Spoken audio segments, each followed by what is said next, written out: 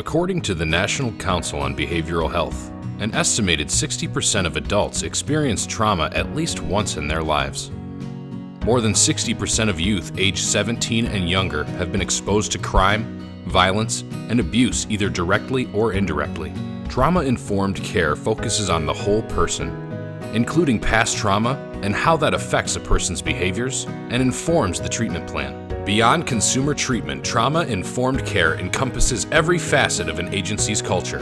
Trauma-informed care is more than just a different approach to behavioral and mental health care. It is a totally new way of doing things. Genesee Health System is committed to using evidence-based practices and research to help us evolve our systems into safe and supportive environments, and the evolution begins now.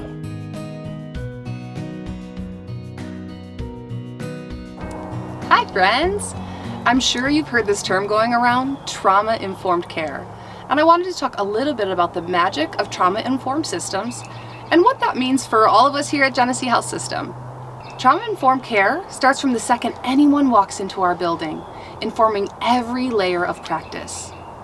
So it's not just that we've been informed about trauma, but that trauma informs the way that we do everything, including the way that our environment looks, the way that we interact, and the way that we ask questions on our forms. It also is in how we can support our consumers as whole human beings, and not just the behaviors that we see before us when they come in to see us. It's another layer of holistic health care. And when we talk about trauma-informed care, it's exactly what it says. You're caring for someone, for a community, and it's being formed by the understanding of what trauma is. So let's kick it off with person-centered treatment. Every consumer is different. Every consumer comes to us with a unique perspective on life, with unique experiences, unique goals. So it's really important that we listen and we respect that it's not just one size fits all. I discovered a word that really hits you right in the feels. I'll try to read it with with composure. Sonder. Noun. The realization that each random passerby is living a life as vivid and complex as your own, populated with their own ambitions, friends, routines, worries, and inherited craziness. An epic story that continues invisibly around you, like an anthill sprawling deep underground, with elaborate passageways to thousands of other lives that you'll never know existed, in which you might appear only once, as an extra, sipping coffee in the background, as a blur of traffic passing on the highway, as a lighted window at dusk. This framework asks us not what's wrong with you, but rather what happened to you, and what's strong with you. Trauma-informed systems are ones that recognize and respond to the impact of traumatic stress on those who have contact with the system. That includes consumers, caregivers, and staff. Yes, you heard that right. A trauma-informed system is also important to protect your well-being. On any given day, employees show up to work with a lot on their minds. Some employees may be thinking about advancement in an organization so they can meet their career goals. Many are looking to achieve financial stability and might be worrying about elder care for their parents or when the mortgage is due. Employees may come to work worrying about healthcare costs or how they'll support themselves in retirement. But for some employees, the challenges that we face outside of work can create a toxic overload of stress that influences our workday behavior. Physical and mental pressures such as childhood trauma, domestic violence, homelessness, emotional abuse, death of a loved one, or another destabilizing issue, such as the current pandemic that we're still in. These experiences impact how we feel about ourselves and care about ourselves, and they can interfere with our ability to do our jobs. Sometimes the workplace can be a trigger, causing employees to disengage, and sometimes the work itself can cause traumatic stress, whether it's due to a dysfunctional culture, ill-equipped managers, or even the secondary trauma we experience every day in this work. For all of these issues, the need to address trauma is viewed as a needed component of effective behavioral health service delivery. Additionally, it has become evident that addressing trauma requires a multi-pronged, multi-agency, multi-system approach, inclusive of public education, awareness, prevention, early identification, and effective trauma-specific assessment and treatment. Now, let's talk about trauma-informed care here at GHS. Genesee Health System has worked to be at the forefront of understanding trauma, and we've worked hard over the past 10 years to infuse trauma awareness, knowledge, and skills into our cultures, practices, and policies.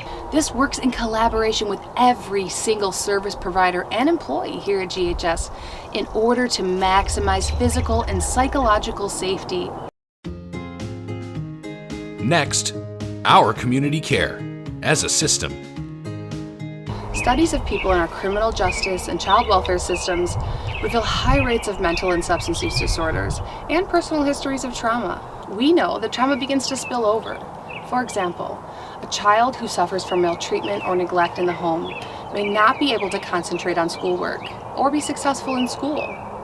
A person victimized by domestic violence may have trouble performing in the work setting.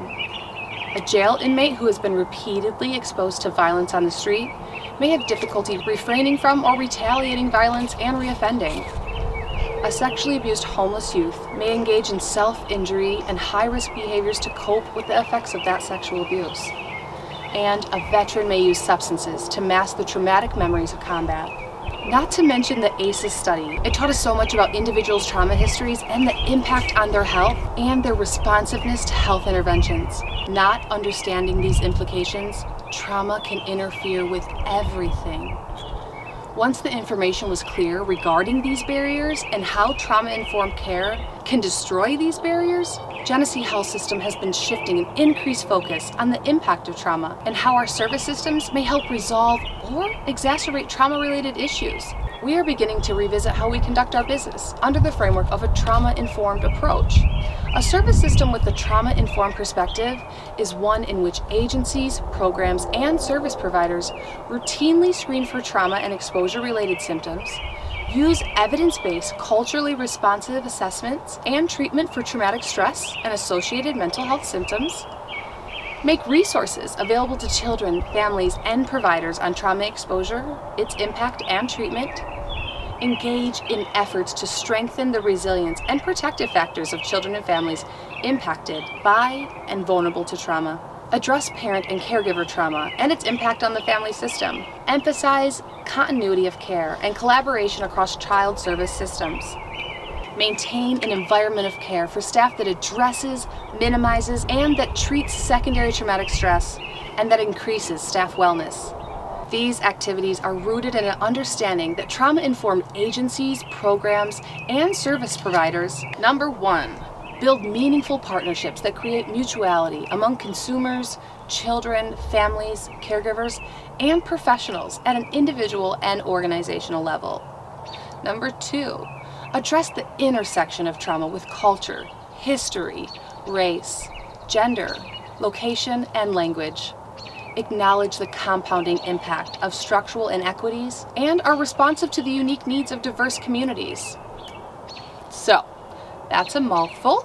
What does it all mean? The 4 R's are a way to remember the key assumptions about a trauma-informed approach. A program, organization, or system that is trauma-informed realizes the widespread impact of trauma and understands the potential paths to recovery, recognizes the signs and symptoms of trauma in consumers, family, staff, and other involved in the system, and responds by fully integrating knowledge about trauma into policies, procedures, and practices, and seeks to actively resist re-traumatization.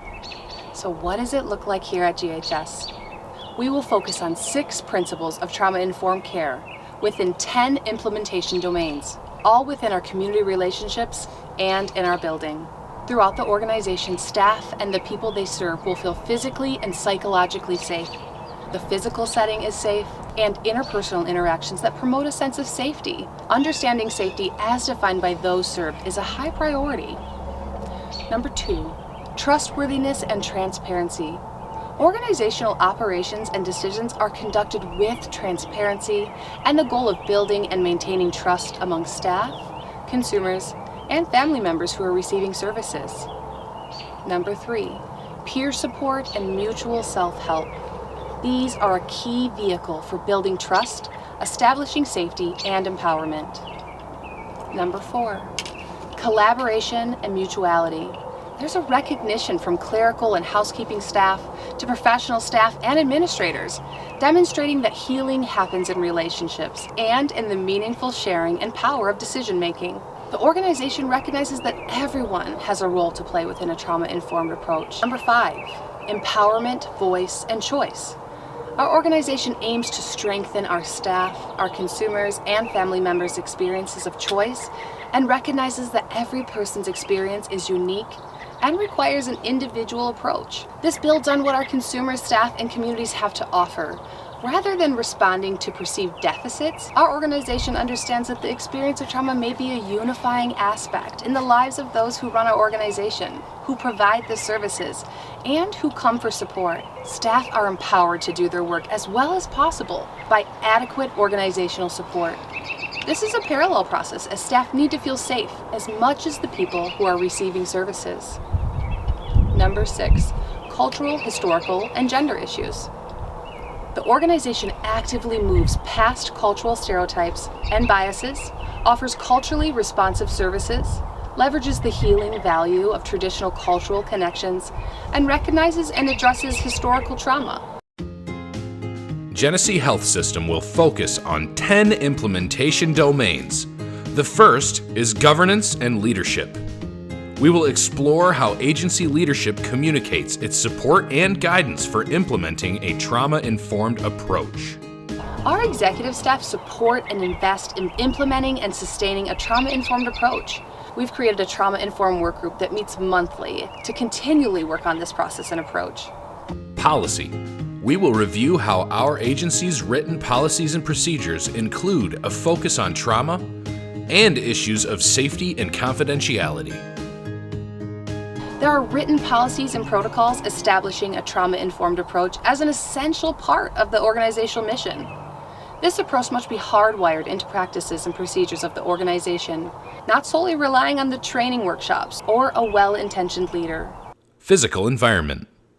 We will take a deeper look at how our physical environments promote a sense of safety and calming for consumers and staff. The organization ensures that the physical environment promotes a sense of safety and collaboration. Staff working in the organization and individuals being served must experience the setting as safe, inviting, and not a risk to their physical or psychological safety. Engagement and involvement. We will create strategies to reduce the sense of power differentials among leadership, staff, peers, and consumers. Engagement and involvement of people in recovery, trauma survivors, people receiving services, and family members receiving services. These groups have significant involvement, voice, meaningful choice at all levels and in all areas of organizational functioning, program design, implementation, service delivery, quality assurance, cultural competence, access to trauma-informed support, workforce development, and evaluation. Cross-sector collaboration. We will ensure there is a system of communication in place with other partner agencies for making trauma-informed decisions. This is built on a shared understanding of trauma and the principles of a trauma-informed approach. While trauma-focused may not be the stated mission of various service sectors, understanding how awareness of trauma can help or hinder achievements of organizations' missions and is a critical aspect of building collaborations. People with trauma histories often present with a complexity of needs, crossing various service sectors. Even if a mental health clinician is trauma-informed, a referral to a trauma-insensitive program could undermine the progress of that individual. Screening assessment and treatment services. We will incorporate our existing trauma-specific practices into our organization's ongoing operations. Practitioners use and are trained in interventions based on the best available research. Trauma screening and assessment are an essential part of this work. Trauma-specific interventions are acceptable, effective, and available for individuals and families seeking services. When trauma-specific services are not available, there is a trusted, effective referral source in place that facilitates connecting individuals with appropriate trauma treatment. training and workforce development.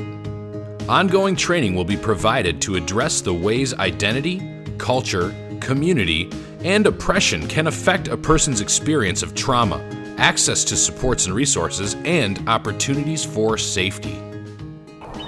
Ongoing trauma and peer support are essential. The organization's human resource system incorporates trauma-informed principles into hiring, supervision, staff evaluation, and procedures are in place to support staff with trauma histories or those experiencing significant secondary traumatic stress or vicarious trauma, resulting from the exposure to and working with individuals with complex trauma. Progress monitoring and quality assurance. We will create strategies and processes to evaluate whether staff members and consumers feel safe and valued at our agency. There's an ongoing assessment, tracking, and monitoring of trauma-informed principles and effective use of evidence-based trauma-specific screening, assessment, and treatment. Financing. Financing structures are designed to support a trauma-informed approach, which includes resources for staff training on trauma, key principles of trauma-informed approach, development of safe facilities, establishment of peer support, provision of evidence-supported trauma screenings, assessment and treatment, and recovery supports, all to support a trauma-informed approach, which includes resources for staff training on trauma. Key principles of a trauma-informed approach are development of appropriate and safe facilities, establishment of peer support, provision of evidence-supported trauma screening, assessment and treatment, recovery supports, and the development of trauma-informed cross-agency collaborations. Financing. Our budget will include funding, support, and ongoing training on trauma and trauma-informed approaches for leadership and staff development. Measures and evaluations designed to evaluate service or program implementation and effectiveness reflect an understanding of trauma, an appropriate trauma-oriented research instrument. Lastly, we will review trauma in the context of our community. Recognizing that many individuals cope with their trauma in the safe or not so safe space of their community, it's important to know how communities can support or impede the healing process. Trauma does not occur in a vacuum. Individual trauma occurs in the context of a community, whether the community is defined geographically or as in neighbors, virtually, or a shared identity, ethnicity, experience, or organizationally, as a place of work, learning, worship. How a community responds to individual trauma sets the foundation for the impact of the traumatic event, experience, and effect. Communities that provide a context of understanding and self-determination may facilitate the healing and recovery process for this individual. Communities can collectively react to trauma in ways that are very similar to the ways each individual responds. They can become hypervigilant, fearful. They can be re-traumatized. Trauma can be built into cultural norms and passed from generation to generation. Communities are often profoundly shaped by their trauma histories, and making sense of their trauma experiences and telling the story of what happened using the language and framework of the community is an important step toward healing community trauma. The manner in which individuals and families can mobilize the resources and support their communities, and to the degree to which the community has the capacity, knowledge, and skills to understand and respond to the adverse effect of trauma, has significant implications for the well-being of people in their community. So, this is exactly what we're going to do. We will maximize the impact of these efforts by providing them in an organizational and community context that's trauma-informed. It's based on knowledge and understanding of trauma and its far-reaching implications in order to create widespread healing and resilience. Here at Genesee Health System, we recognize the restorative power of trauma-informed systems of care. We are moving forward to the ongoing creation of a safe and healing space for everyone in our community, and we need your help to get there. We are Genesee Health System. Hope and health in our community.